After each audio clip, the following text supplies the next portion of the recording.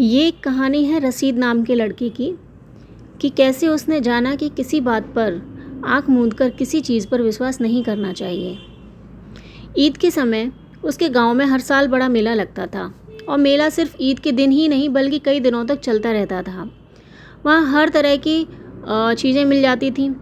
रसीद का भी मन था कि वो मेले में जाए, तो उसके चाचा ने रसीद की बात मानी और उससे अपने एक वर्कर के साथ मेले को ले चले। रसीद उस वर्कर को भैया बुलाता था। रशीद वहाँ गया तो देखता ही रह गया, क्योंकि हर तरफ अट्रैक्टिव चीज़ें लगी हुई थीं और लोग ख़रीदारी कर रहे थे। रशीद के चाचा को कुछ दोस्त मिल जाते हैं और वो रशीद को ज़्यादा दूर न जाने की एडवाइस देकर अपने फ्रेंड्स के साथ चले जाते हैं।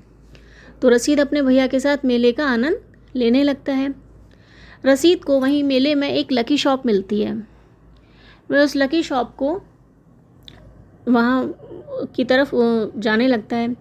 वहाँ नियम था, उस शॉप पर कुछ रूल्स लिखे हुए थे उस गेम को खेलने के लिए। वहाँ एक गेम होता था जिसमें था कि 50 पैसे में 6 डिस्क मिलते थे और हर डिस्क पर नंबर लिखा हुआ था।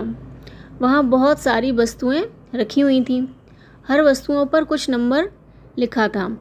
यदि सभी 6 डिस्क का सम किसी सामान या किसी भी चीज़ से मैच करता तो वो सामान उस बाजी खेलने वाले का हो जाता था।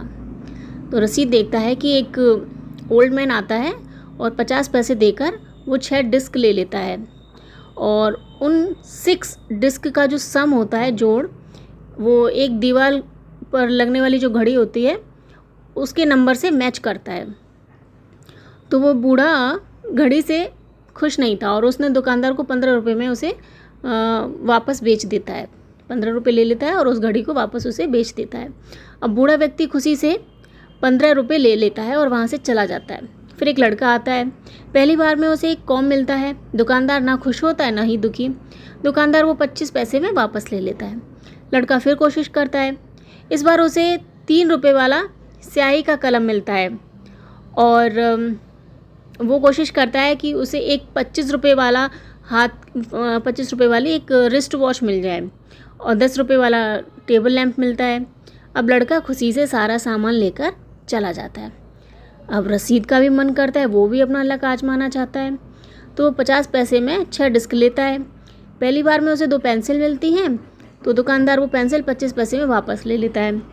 रशीद और 25 पैसे मिलाकर फिर दाव लगाता है। रसीद उसमें 25 पैसे और मिलाकर दाव लगाता है। तो इस बार उसे एक इंक की बोतल मिलती है। ये भी एक इंक मतलब साधारण सामान था। तो रसीद अब तीसरी बार फिर दाव लगाता है। हर बार उसे सस्ता सामान ही मिलता है। अंत में उसके पास सिर्फ 25 पैसे ही बचते हैं। वो भी रसीद दाव पर लगा देता है और उसे कुछ भी नहीं मिलता है इस बार। तो रसीद बहुत दुख होता है और इसे अपना बैड लक मानकर वहाँ से चला जाता है। तभी उसके चाचा वापस आ जाते हैं और रसीद को उदास देखते हैं। तो वो जो रसीद जिस कारीगर के साथ था वो सब बातें उनको बताते हैं कि रसीद ने अपने सारे पैसे कैसे दांव में गंवा दिए। अब अंकल उसे एक अच्छा छाता, बिस्किट, मिठाई और अन्य उपहार देकर वापस होते हैं। घर आकर अंकल उसे समझाते हैं कि उस लकी शॉप ने तुमको मूर्ख बनाया है। रशीद कहता है, नहीं, ये तो मेरा बैड लक था। तो अंकल उसके जवाब देते हैं कि वो जो बूढ़ा आदमी और वो लड़का था, दोनों दुकानदार के दोस्त थे।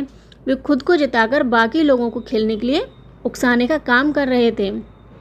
तो बच्चों, कहानी से हमें शिक्षा मिलती है कि कैसे दुकानदार ने रसीद को मूर्ख बनाया और अगर वो अपनी विवेक से, बुद्धि से सोच समझकर काम करता तो वैसे खेल में कभी भाग लेता ही नहीं।